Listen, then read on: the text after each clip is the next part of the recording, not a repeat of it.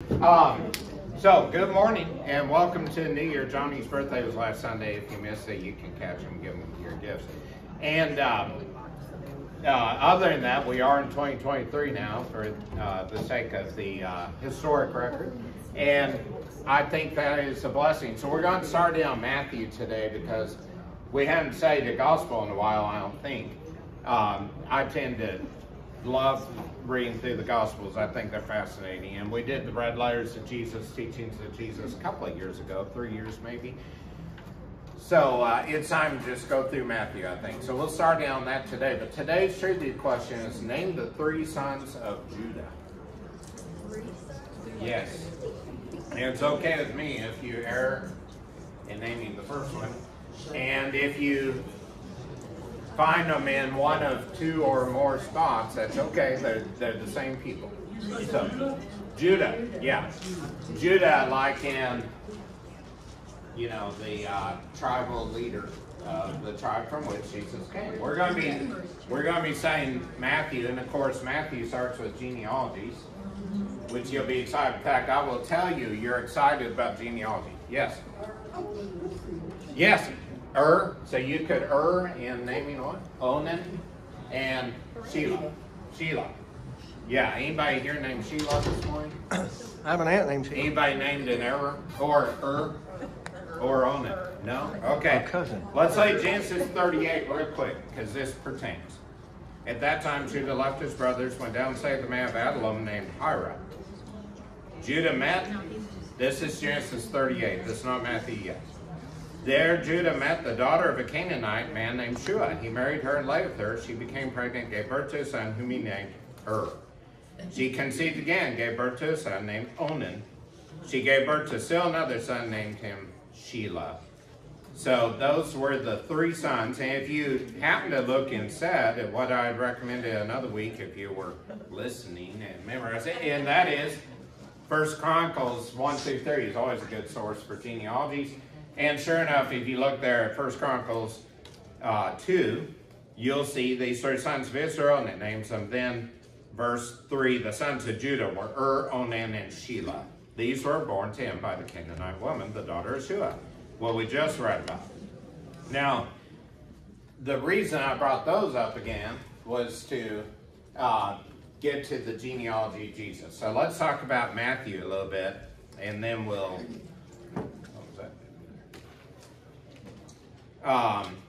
then we'll go back and think about some of the genealogical truths. So, here's what I believe happens. Is when you turn to Matthew, you open Matthew chapter 1, which I'm desperately trying to do right now. There it is. And you see the heading, the genealogy of Jesus, and you look down to where there aren't lines of names, and you say, oh, verse 18. This is how the birth of Jesus Christ came about. So, also the genealogy of Jesus over in Luke 3, and we'll talk about that here in a second too. Why do we blow past that? Now I'll answer that. It's because we think we don't know those names. It doesn't really matter. Why do you think Matthew and Luke put genealogies in there? Because God told them to. Because why would God tell them that? Because it matters. Yes. The genealogies really do matter. It's not weird coincidence. Like I say all the time about the reason names are placed in the Bible, places are mentioned, events are described. It matters. And the reason it matters is that it matters that Jesus Christ is the Son of God. And that Jesus Christ had official status as a Jewish male in his community. And so the genealogy in Genesis 1, we'll read here in just a second, I think has a number of nuances to it that are critical. We're not going through each name individually to describe them, although most of them you can find information on. And if you look at Luke 3, it's a little different. We'll talk about that briefly in just a second. But I just want to mention that there were two things that pertain to this. They're very true of the Jewish culture. And one is genealogies were essential. If you trace your line back to a certain tribe and a certain tribal leader, member, important person in Jewish history, That was always very critical to the Jewish line of thought for people. The second one was that when you had a Jewish status as a son of Israel, shall we say, in this case quite literally, because Judah being the son of Jacob or Israel, as we talked about in the sermon this morning. But when you had that status as a legal Jewish male, you could go into the synagogue and teach.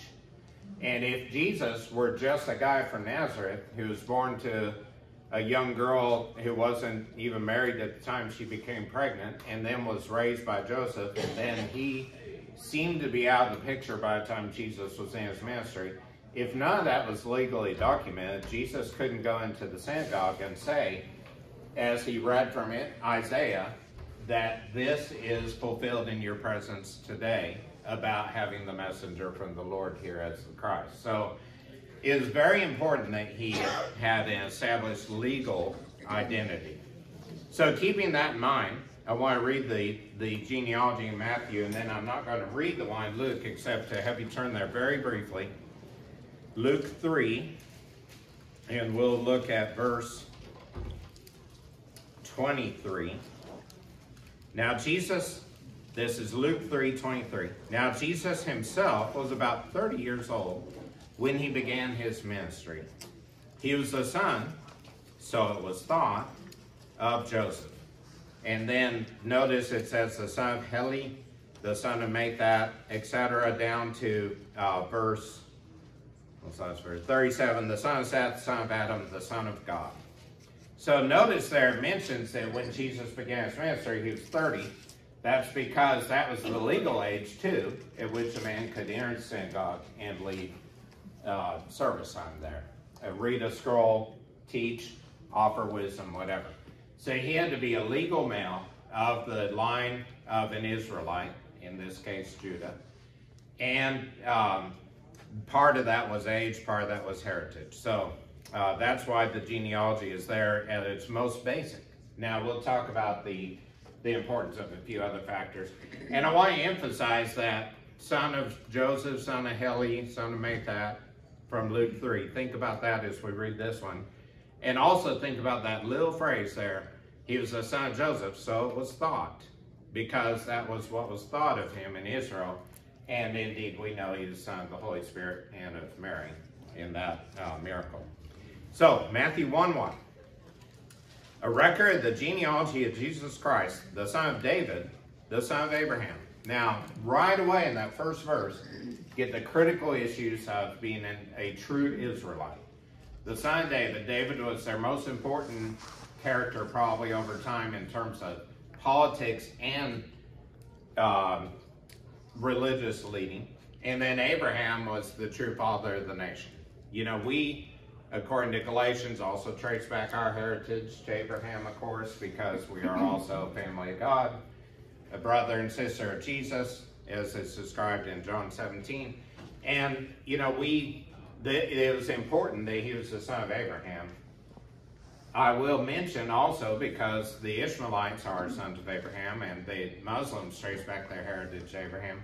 I think I mentioned some handful of years ago that I have a patient who is a Muslim, and every time he comes in, he greets me as fellow child of Abraham.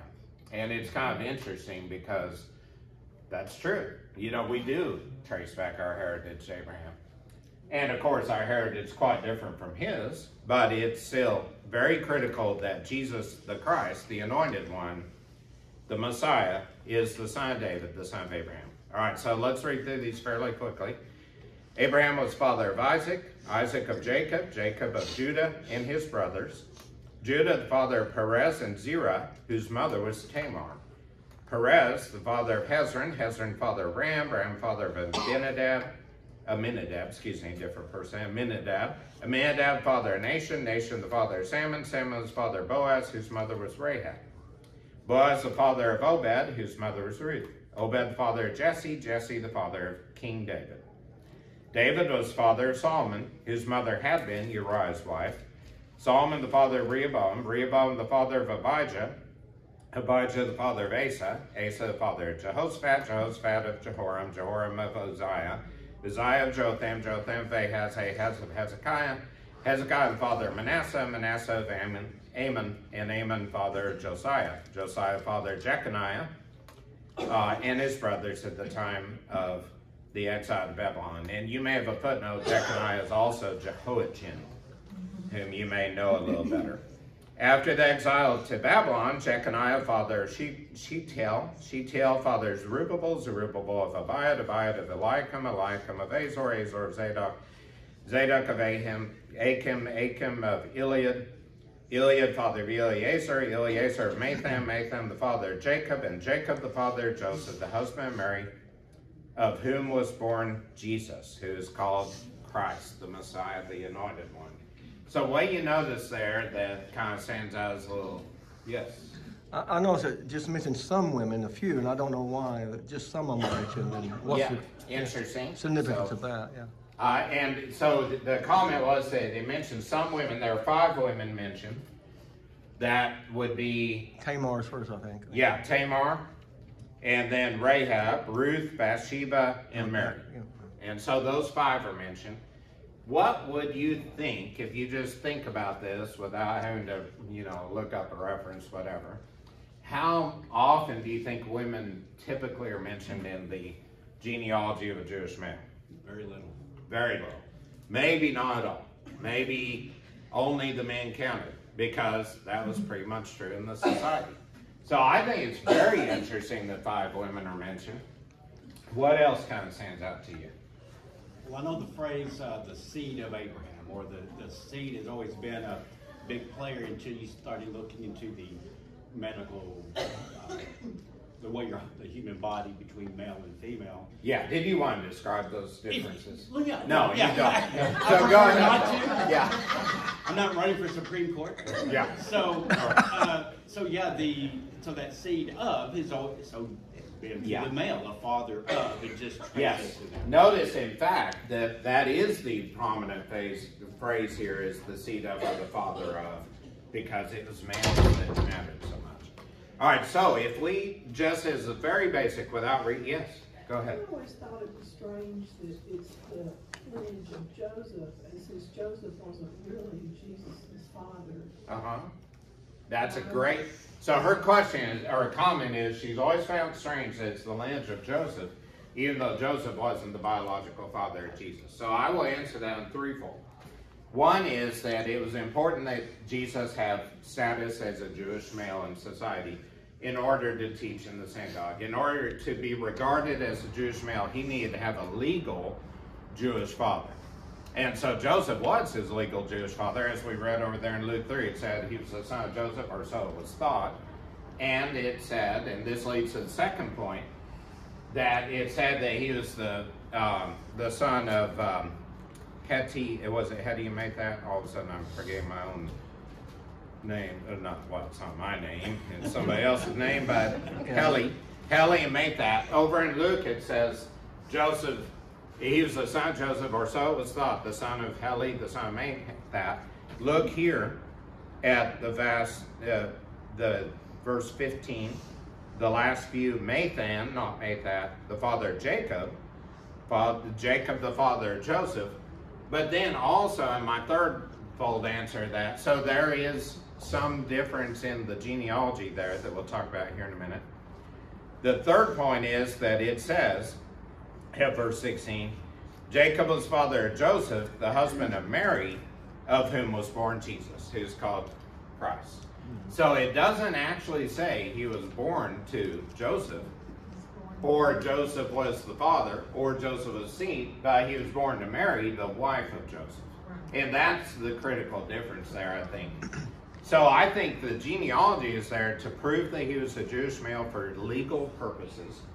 The second is there are big differences between the two genealogies from Joseph or Mary down to David. And then from David to Abraham, pretty similar. And then from Abraham back to Adam, that's only in Luke. And so I think there are a number of people that think that the reason that genealogies are a bit different is one of two reasons. One is Matthew's might have been the more legal Jewish prominent male line, because genealogies were so important to the Jews that they would tend to list their prominent ancestors. The ones who, you know, wasted away life, didn't do much, went to jail, died early, who knows what, weren't usually mentioned. But the ones who were, like, for instance, let's say fairly prominent, like being a king of Israel, get mentioned. And in fact, that's the case of Solomon. Well, David, obviously. David, Solomon, Rehoboam, Abijah, Asa, Jehoshaphat, Jehoram, Uzziah, Jotham, Ahaz, Hezekiah, Manasseh, Amon, Josiah, and Jehoiachin, or Jeconiah, were all kings of Israel. So that would be a very prominent thing to mention in your history. Now, also in Matthew, well, I'll mention that in a minute, but if you compare that to Luke, those names are pretty different in terms of the genealogies. They're going back to the time after Jehoiachin went into exile and until Jesus was born. Yes? In the Jewish tradition, if a child was adopted, would that child then be called the seed of that oh, that's a great father? question. If they did not have any children, but their name was progressed, would that still be a part of it? I would say yes. And I'm going to base that on some degree of scriptural proof in a minute, if we have that minute, and if not, that'd be soon. It would explain Joseph. Yes, absolutely. So, you know, that is a good question about whether adoption counts as being the seed of or the father, and I believe I think I can prove that it's true. But that's a great question. I hadn't thought of it that way. Anyway, the genealogy in Luke that seems different is often thought to be Mary's genealogy, and that's why maybe Mary was the daughter of Heli and of Mathat, and her grandfathers made that. And then Joseph was the son of Jacob and Mathan. And that's why the genealogies are different. But no Jewish writer would tend to write a genealogy for a woman. But notice that Luke, of course, was the one who wrote the one that was possibly to have a woman, and Luke was a Gentile. So it seems to make sense to me that that may have been Mary's lineage, although it's still legally, as we read there, they thought to be the son of Joseph, but he was really ultimately the son of God. And so all those things, I think, play a factor in the different genealogies. I want to just mention the Tamar circumstance, because we're about to talk about the women there anyway, and I think this answers his question about adoption or legal status. And that is, verse 3, that Jesus was descended from Judah, the father of Perez, this is Matthew 1:3, and Zerah, whose mother was Tamar. Now, remember, the story there was that Tamar was given, well, let's look back at Genesis 38 very briefly. We don't have long. Genesis 38, Judah got, 38:6, Judah got a wife for his firstborn. Her name was Tamar. But Judah's firstborn, was wicked in the Lord's sight, so the Lord put him to death. Simpler process back then, really. No dealing with the redemption or anything like that. You just get put to death. Yeah, that'll teach you. That'll learn you. Then Judah said to Onan, "Lie with your brother's wife and fulfill your duty to her as her brother-in-law to produce offspring to your brother." And that was the Jewish law. That was later referenced in the time of Jesus. If you remember when the Pharisees tried to trap Jesus by saying, you know, this guy took a wife and, well, this woman had a husband, and then he died and each subsequent brother died. I think under unusual circumstances, each one probably the original Black Widow. But she went through 7. They said, which one will be your husband in heaven? And Jesus went on to teach about different body in heaven in different circumstances. But that was the law, was that the seed was to come from the family. And so Onan would spill his semen on the ground, as we read verse 9, and he did what was wicked in the Lord's sight. So he put him to death also.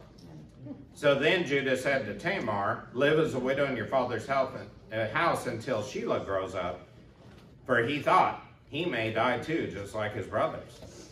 So Tamar went to live in her father's house. And then, of course, if you want to read through all this, we don't have time right now, but Tamar ended up realizing that Shelah wasn't going to be given to her as a husband. And so she tricked Judah by posing as a prostitute along the road to Timnah. And Jacob slept with her. She became pregnant with the twins, Perez and Zerah.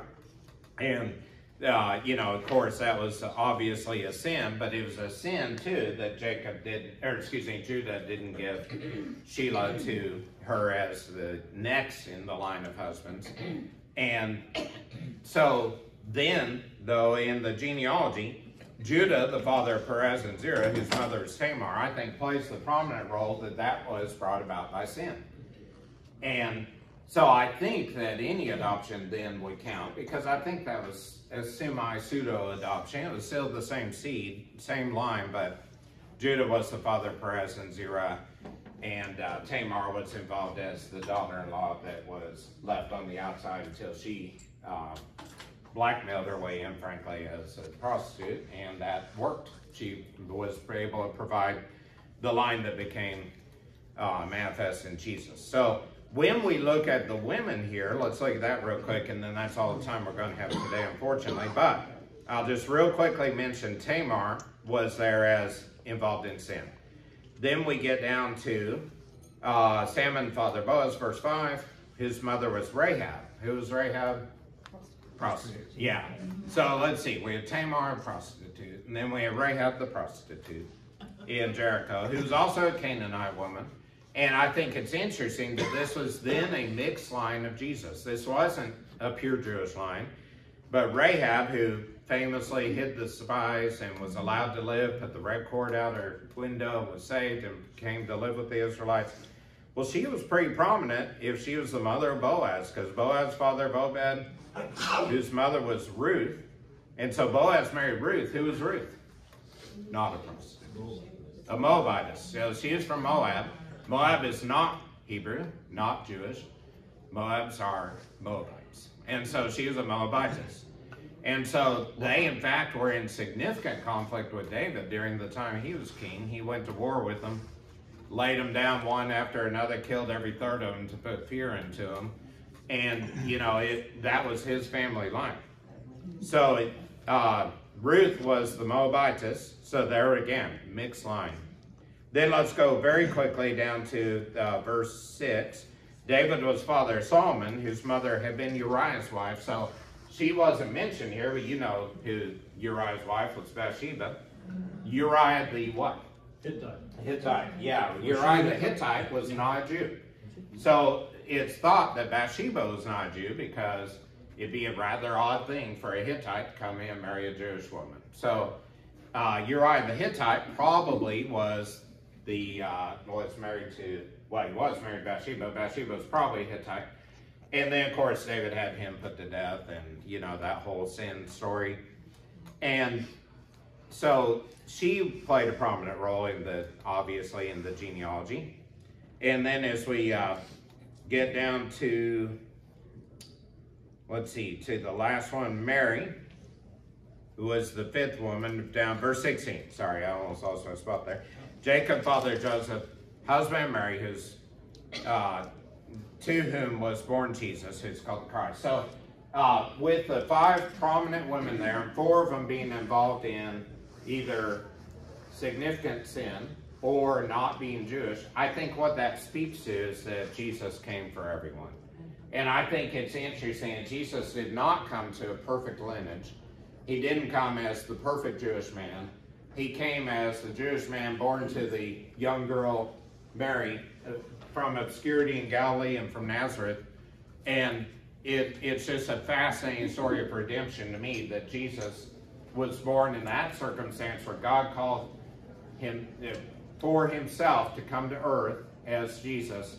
And, you know, as we even read last week in the sermon in Philippians 2 about having the heart of a servant and coming down to earth, not considering his life in heaven to be something to be grasped, but to come for our redemption. And I think this genealogy is really valuable because it shows whatever past, whatever difference, whatever challenge, whatever culture, whatever lineage, whatever circumstance you come from, you are a created soul for God. And I think that has high value. We'll pick up there next time. Thank you so much for the participation, and we'll see about how class time goes over time.